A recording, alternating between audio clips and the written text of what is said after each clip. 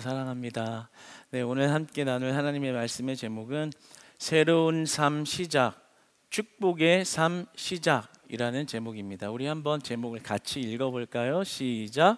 새로운 삶 시작, 축복의 삶 시작. 네, 우리 이제 설 명절을 이렇게 보내면서 뭔가 새해에 다시 출발하는 그런 느낌과 기분들이 있었을 것 같아요. 여러분 어떤 마음으로 이 명절 연휴 보내셨는지요? 이렇게 새롭게 시작하는 그런 느낌이 들 때는 이런 뭔가 말씀이 굉장히 기적과 축복이 이렇게 메시지가 선포되면 좋을 텐데, 제목은 축복의 삶이지만 오늘 말씀의 내용을 보면 십자가에 못 박히고 조금은 의외의 그런 말씀이라 축복이, 우리가 기대하는 축복이 별로 기대되지 않는 그런 말씀으로 보여질 수도 있겠습니다. 제가 준비한 사진 하나가 있는데요, 우리 화면에 한번 좀 이렇게 띄워주시겠어요? 네. 빙산입니다. 그런데 이 빙산은 이렇게 물 위에 이렇게 얼음 결정체가 이제 모여 있는 것은 실제 빙산 크기의 8%밖에 되지 않는다 그래요. 그러니까 92%에 되는 양은 이 물 아래에 있다라는 거죠. 그래서 우리가 밖에서 이렇게 물 위에 있는 모습을 볼 때 이렇게 자그마하게 보이는 빙산 그 아래는 그의 몇 배나 되는 그 빙산이 그 물 아래에 이렇게 있다라는 겁니다. 저 빙산을 한번 우리의 삶의 모든 문제로 한번 여겨보자고요. 우리가 이 빙산과 같은 문제를 인생에서 바라볼 때 우리가 이 물 위에 있는 문제, 눈에 보이는 문제, 눈에 보이는 현상을 해결하려는 것에 굉장히 집착하는 것이 많은 것 같아요. 예를 들면 질병의 문제, 계속 좀 띄워주세요. 네. 질병의 문제, 그리고 관계의 문제, 그리고 어떤 물질의 문제, 어떤 이러한 문제를 나에게 닥친 어떤 눈에 보이는 현상을 해결했으면 하는 것, 그것이 해결되면 그것이 기적이고 축복이라고 여기는 마음 맞겠죠.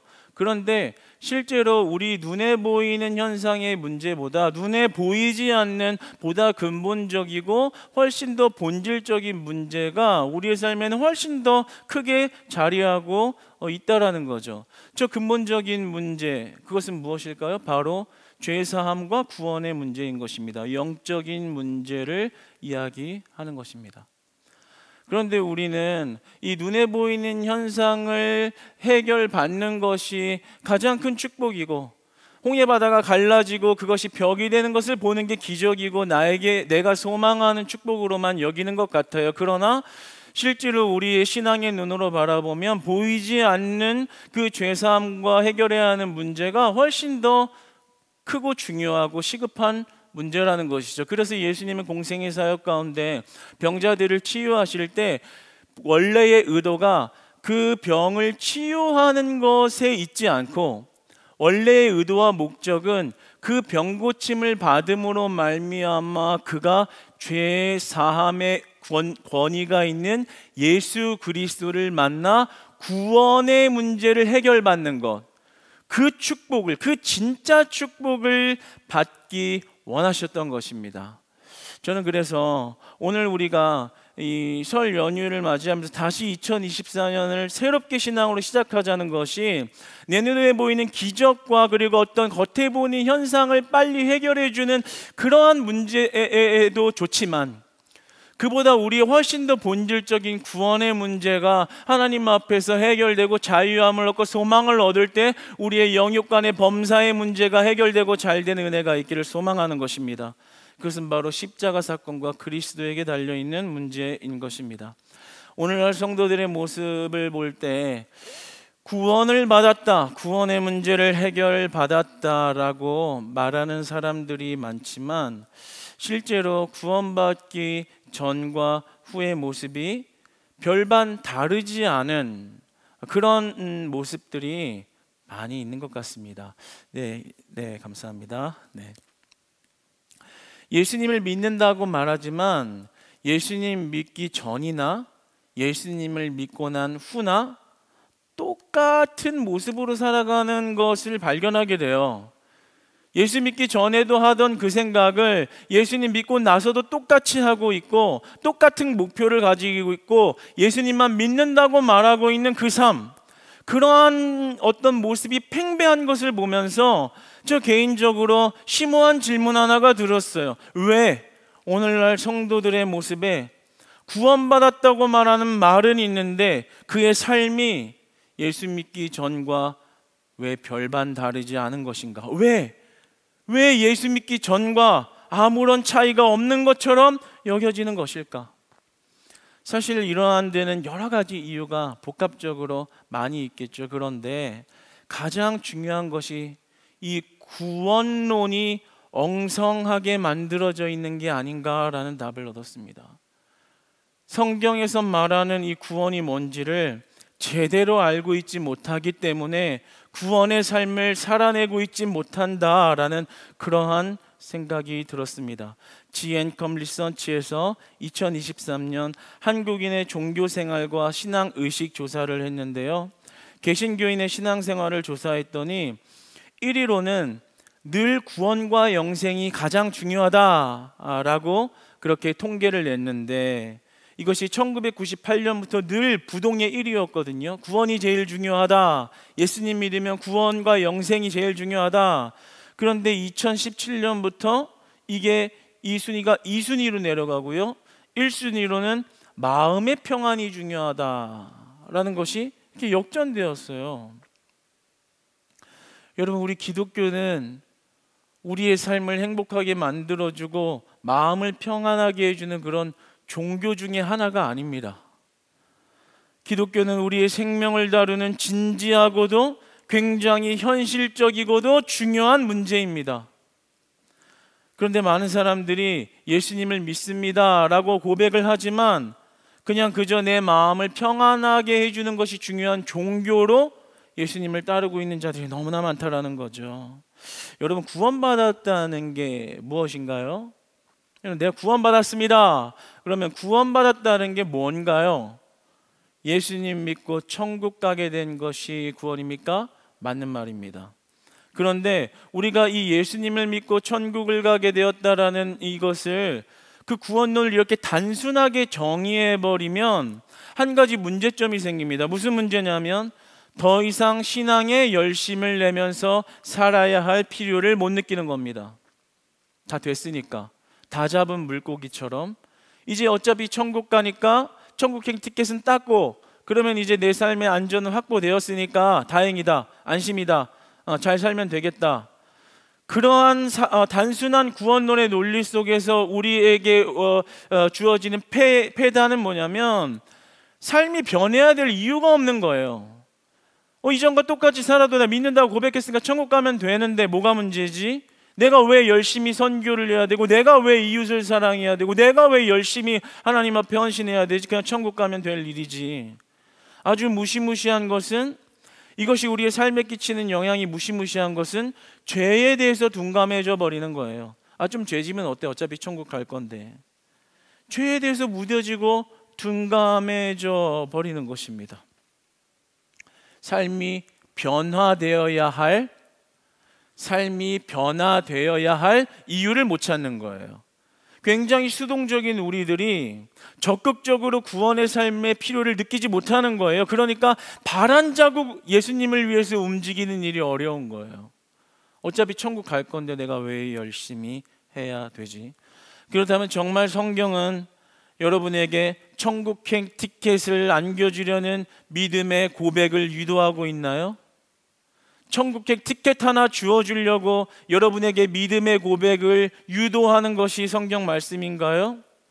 여기에는 약간 오해의 소지가 있습니다. 사실 우리가 이런 단편적인 구원론을 우리의 신앙으로 너무나 잘 흡수하며 받아들이게 된 데는 사실 종교개혁가들의 슬로건 때문에 그러한 점이 있죠. 오직 믿음으로 라는 그 슬로건이 조금 우리에게 다소 오해의 소지가 생긴 부분이 있어요. 오직 믿음으로만 구원을 받는 이신칭의 이 구원 교리는 당연히 맞는 것이죠. 오직 믿음으로만 구원을 받는 줄 믿습니다. 그런데 이 믿음으로만 구원을 받는다는 것이 우리가 현재 살아가는 삶과는 무관해도 된다라는 이야기를 하고 있는 것은 전혀 아니에요. 어느 종교개혁가 존 칼빈이나 루터나 찌빙글리나 모두가 이 받은 믿음으로 살아내는 삶을 소홀히 해도 된다라고 이야기하는 사람이 한 사람도 없습니다. 그런데 우리가 오직 믿음으로 구원을 받는다, 이 단순한 이 말에만 집착을 하다 보니까 믿음으로 구원받았으면 천국 가면 됐지, 그러한 딱딱하고도 단순하고 경직된 구원 논리로 구원론을 받아들이니까 우리의 삶에 변화가 일어나지 않는 거예요. 열심을 찾지 못하는 거예요. 근데 사실 이 종교개혁가들이 오직 믿음으로라는 말을 외치게 된 건 이 중세시대에 이 캐톨릭이 행위 구원론을 이야기했기 때문에 우리의 행위로 구원을 받는 것이 아니라 우리는 믿음으로 구원을 받는다라는 그 종교를 개혁시켜주고 그 불쌍한 성도들을 온전한 신앙을 주기 위해서 외쳤던 슬로건이거든요. 그런데 이것이 우리의 구원의 삶을 살아내는 일에 있어서, 구원의 삶의 행위에 있어서 그것이 덜 철저해도 되고 그것을 가볍게 여겨도 된다란 말은 전혀 아닌 것입니다. 빌립보서 2장 12절 성경 말씀은 우리에게 이렇게 말씀합니다. 빌립보서 2장 12절을 한번 같이 읽어보겠습니다. 시작. 그러므로 나의 사랑하는 자들아, 너희가 나 있을 때뿐 아니라 더욱 지금 나 없을 때에도 항상 복종하여 두렵고 떨림으로 너희 구원을 이루라. 항상 복종하여 두렵고 떨림으로 너희 구원을 이루라. 항상 우리의 삶에서 구원받은 자라면 하나님의 말씀에 순종을 넘어서는 복종으로 그 심판의 때가 있음을 믿고 그것을 지키느냐 못 지키느냐에 있어서 너희들 두려운 마음으로 떨려하며 하나님의 말씀을 신실하게 지키며 너희 받은 구원의 삶을 온전히 이루는 삶의 행위로 나아가라라고 하나님은 우리에게 가르쳐 주십니다. 그러니까 우리가 그냥 단순히 믿으면 천국 가고 천국의 뜻에 땄으니까 그것으로 신자의 모든 의문을 끝났다라고 생각하는 것이 성경에서 말씀하는 이 구원의 신앙의 삶을 단절시키는 단편적인 구원론의 폐해를 우리가 경험하고 있다는 거예요. 여러분, 우리가 구원을 받았다는 것은 생명 사건이 일어난 것입니다. 새 생명의 사건이 일어난 것입니다. 우리의 삶에 예수님을 믿음으로 패러다임이 완전히 바뀌어 버린 것입니다. 이전과 이후가 완전히 달라진 삶을 의미하는 겁니다. 그냥 내가 살아가는 삶에, 내가 꿈꿔오는 비전에 예수 그리스도가 추가되어서 천국이 주어졌기 때문에 더 좋은 삶이 열린 게 아닙니다. 이전의 삶은 완전히 제거되어지고 완전히 다른 세상으로 넘어가는 그러한 전환점을 이야기하는 거예요. 여러분, 저는 우리가 예수 그리스도를 똑바로 알고 바르게 믿어 우리가 주님이 원하시는 새로운 삶, 새로운 축복의 삶을 맞이하는 건강한 신자들이 되기를 주님 안에서 축복합니다. 우리가 구원을 받고도 이전과 똑같이 생각하고 똑같이 옛 구습으로 돌아간다는 것은 매우 어리석은 일입니다. 예전에 그 아침 드라마를 보면, 요즘에는 잘 안 보는 것 같아요. 예전에 우리 어머니들 항상 아침이 되면 이제 아침 드라마 이렇게 틀어놓고, 아침 드라마 보면 굉장히 자극적이잖아요. 내용이 되게 세요. 이렇게 학교 갈 준비 이렇게 하다가도 이렇게 소리가 들려 흠칫흠칫 보게 돼요. 뭔가 인생에 일어날 수 없는 일이 매일 아침 일어나니까, 너무 놀랄 만한 일들이 일어나죠. 단골 스토리 중에 하나가 뭐예요? 이제 거지 같은 인생, 풀리지 않은 인생, 그냥 망한 인생 이렇게 살고 있었는데 갑자기 어느 날 대기업의 회장님이 딱 찾아와가지고, 얘야, 사실 너는 내 아들이다. 따단 다음 편에 계속. 뭐야? 대기업 아들이었어? 대기업 딸이었어? 다음 날 딱 보면 갑자기 말을 이어가면서 사실 너는 배다른 자식이었다. 그래서 지금까지 고생 많이 했는데 이제는 내 밑으로 이제 들어와서 이제는 내 기업을 이어받을 후계자가 되어라.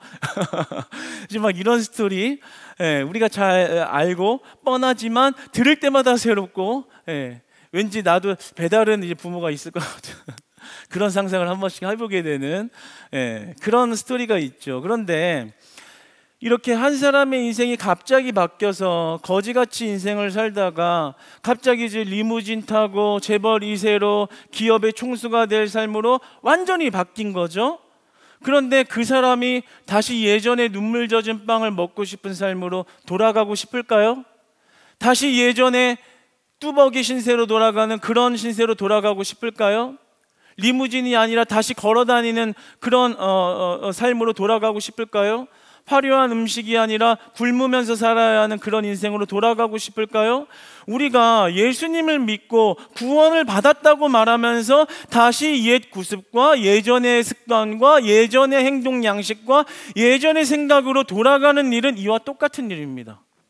이와 너무나도 똑같은 일이에요. 이제는 새 생명을 얻고 새로운 소망을 찾았는데 다시 옛 진흙탕과 같은 삶으로 돌아가려고 하는 것, 마치 꼭 이런 내용이라는 겁니다.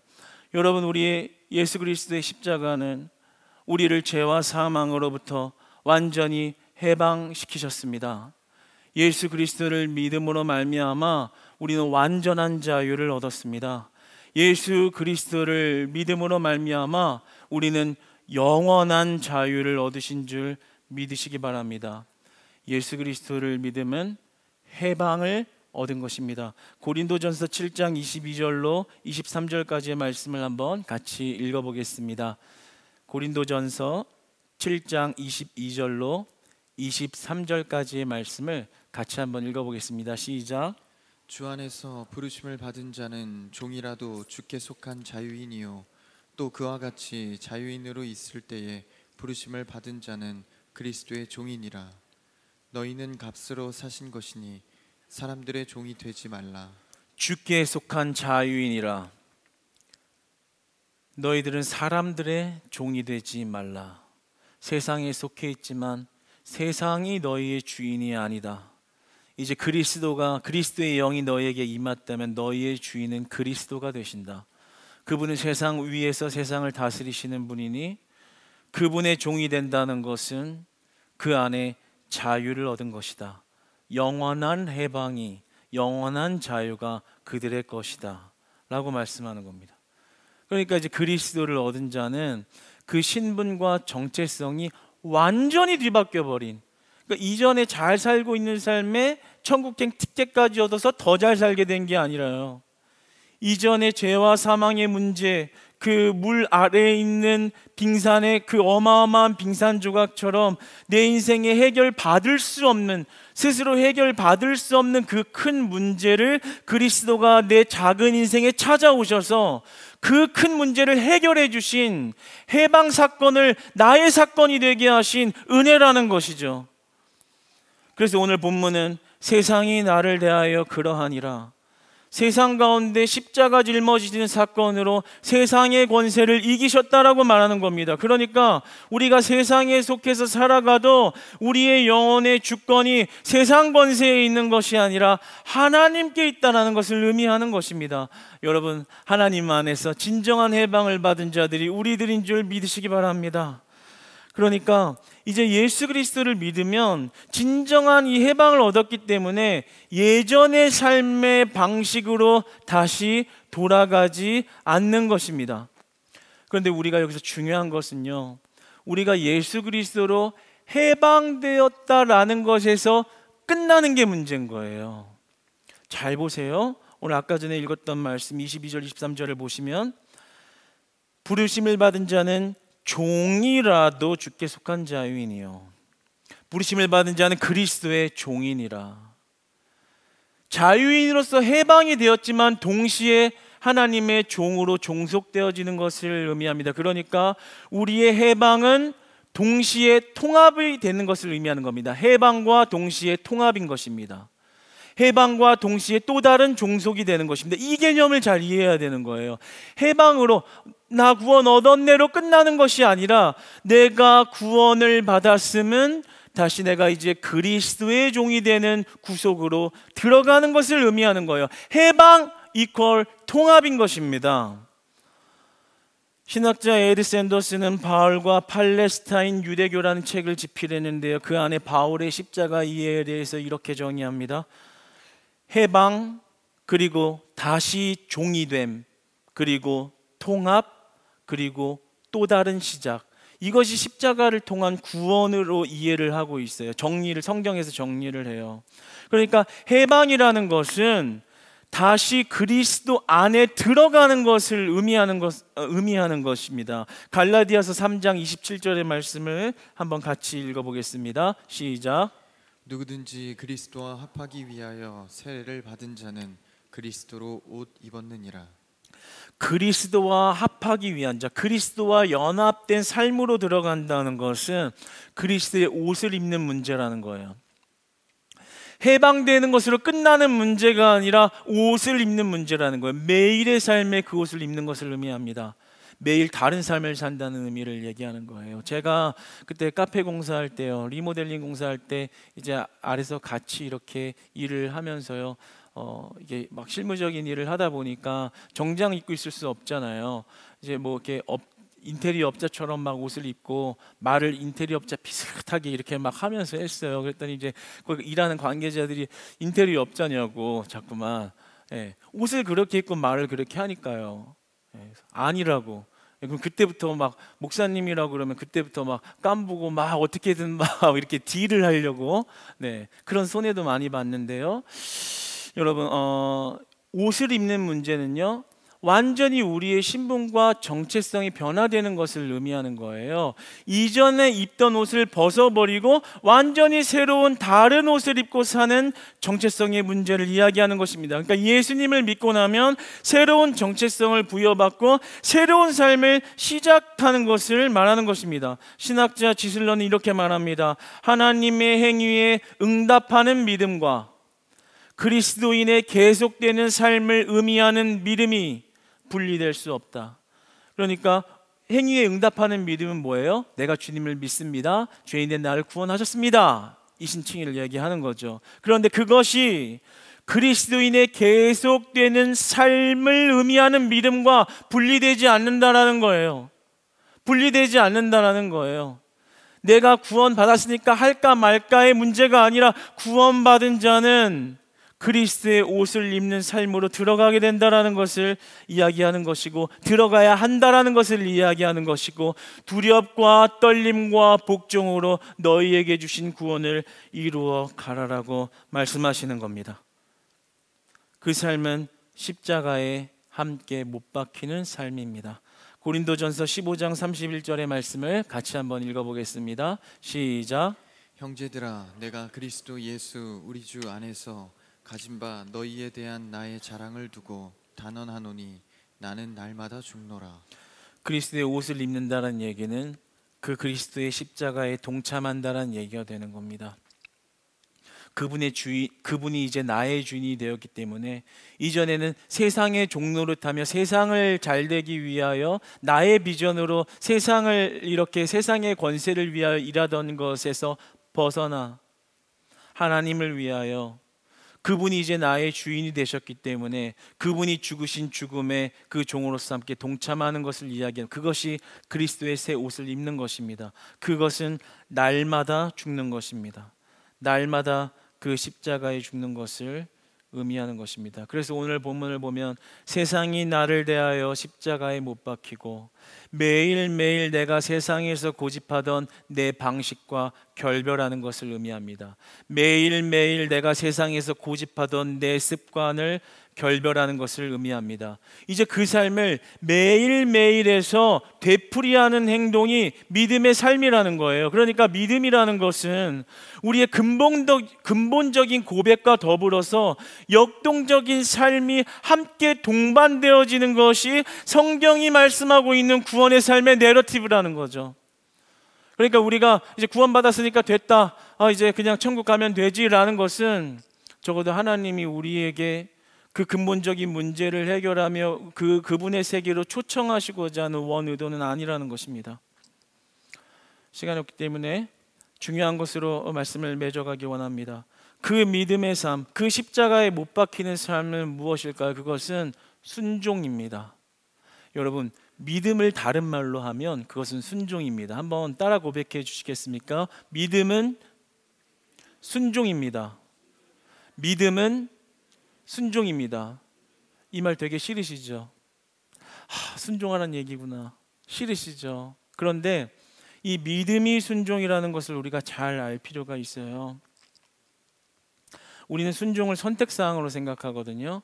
이번에 해야 되는 문제인가 안 해야 되는 문제인가, 내가 할 만한 일인가 안 할 만한 일인가, 아직도 나의 관점으로 하나님을 바라보는 옛 습관에 머물러 있는 사람입니다. 그러나 이 믿음이 왜 순종의 문제냐면 로마서 10장 14절과 16절을 보면 그냥 띄어나만 주세요. 그들이 믿지 않은 일을 어찌 부르리요? 믿어야 되지. 믿음은 하나님을 부르고 고백해야 되는 것이 믿음이다. 그리고 16절에서는 그들이 다 복음을 순종하지 아니하였도다 라고 말하거든요. 그러니까 이 믿음을 순종의 문제하고 동일선상에다가 이렇게 놓고 우리에게 알려주십니다. 그러니까 믿음이라는 것은 우리가 그냥 고백합니다. 그러면 다 그냥 고백만 하면 되겠네요. 그리고 이제 가서 이제 불교에 가고 천주교에 가다가 또 다시 난 예수님 믿습니다 하면 천국 가는 거예요? 이 믿음이라는 것은 복음에 순종하는 삶을 이야기하고 있는 것입니다. 이제는 완전히 바뀌어져 버린 내 삶의 주인이 예수 그리스도가 주인이라는 것을 알기 때문에 그분의 말씀에 매일매일 순종하는 것, 이 곧 믿음이라고 이야기하는 것입니다. 그러니까 이 순종의 문제는요, 내가 주체적이지 못해서 누구에게 굴복해야 하는 자존심의 문제가 아니라 내가 순종하는 것은 내가 믿음으로 그리스도의 옷을 입고 그리스도 안으로 들어가는 믿음 사건이 된다라는 이야기인 거예요. 그러니까 순종은 우리에게 보배로운 일이 되는 것입니다. 순종은 곧 믿음이요, 그 믿음은 하나님께서 우리의 모든 영육간의 문제를 해결해 주시는 축복의 길로 들어가는 길인 줄 믿으시기 바랍니다. 그러니까 이제는 우리가 잘 바라봐야 되는 것이요, 하나님께서 우리에게 들려주시는 말씀과 하나님이 세운 지도자를 통해서 여러분에게 들려주시는 그 모든 것들이 하나님의 음성으로, 하나님의 뜻으로 보여지는 눈이 열려져야 되는 거예요. 그게 열려져야지 하나님의 음성이 들려야 순종할 거 아니에요. 하나님의 음성으로 안 보면 어떻게 돼요? 인간이 시키는 일이 되고 교회가 시키는 일이 되죠. 순종하기 죽도록 싫죠. 한 발자국도 움직이기가 싫죠. 내가 왜 해야 돼? 내가 왜 거기에 굴복해야 돼? 자존심의 문제로 본다고요. 그런데 한번 그 모든 것들을 하나님의 음성과 그분의 세계로 여러분을 초청하신 하나님의 뜻으로 봐보셨나요? 그 뜻을 보면 순종하게 됩니다.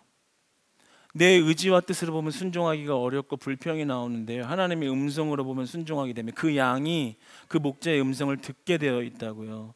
그 목자의 음성을 듣는 양은 축복의 길을 걷게 된다라는 거예요. 그 목자의 음성을 듣고 순종하는 양은 하나님께서 반드시 그 삶을 구원의 삶으로 책임지시는 축복을 부어주시는 줄 믿으시기 바랍니다. 그 음성에 순종하는 양은 반드시 축복을 받습니다. 그러니까 이제 예수 그리스도 믿는 자는요, 완전히 고백이 달라지는 거예요. 선교를 하나를 해도요, 필리핀에 선교를 왜 해? 내가 선교를 받아야 되는데 지금 내가 선교 대상자, 내가 궁핍해, 누구를 선교해가 아니라요, 하나님, 이렇게 부족한 자도, 정말 과부의 두렙돈 같은 그런 돈밖에 할 수 없는 나도 하나님께서 귀히 쓰시는 자의 인생으로 나를 포함시키셨다면 하나님, 내가 그 은혜를 어떻게 갚을 수 있을까요?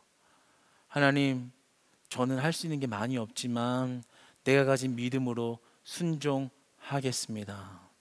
그 두렙돈을 가장 크다 말씀하시고 그 향유옥합 깬 사건을 가장 귀하다고 칭찬하시는 예수님의 그 방법을 여러분들이 온전히 바라볼 수 있기를 소망합니다. 그 믿음의 눈이 열려지기를 축복합니다. 구원 세계가 열려지기를 축복합니다. 무엇을 목표하고 있느냐, 완전히 삶의 질과 고백과 방향이 완전히 달라져 버리는 거예요. 그러니까 여러분, 말씀을 맺겠습니다. 구원의 삶은 우리가 행해야 하는 책임과 의무가 아닙니다. 구원은 그냥 천국행 티켓 따고 마음대로 살아가는 게 아닙니다. 매일매일 십자가에 함께 죽지만 그 죽음에 동참하는 순종이 축복을 향한 길이 되는 것이 바로 구원입니다. 이는 축복을 향한 나의 능동적이고 역동적인 자유와 해방의 순종이 되는 것입니다. 사랑하는 여러분, 사실 오늘 이 말씀을 조금 딱딱하게 막 공부하듯이 전하기는 했지만, 오늘 여러분이 돌아가기 전에 정말 다시 한번 예수님이 말씀하시는 그 구원을 다시 한번 정리해서, 이제는 굳어있는 신앙생활, 경직되어 있는 그 구원론에서 한층 더 업그레이드 되셔서 우리를 실제적인 삶의 현장에서 부르시고 여러분의 삶의 문제에 귀 기울이고 계시고, 그 갈등하고 고민하고 어려워하는 문제 속에서 구원의 세계가 열려져서 이제 새로운 소망을 향해서 여러분이 도약하게 하시는 축복의 삶이, 구원의 삶이 활짝 열려지시기를 주님 안에 진심으로 축복합니다.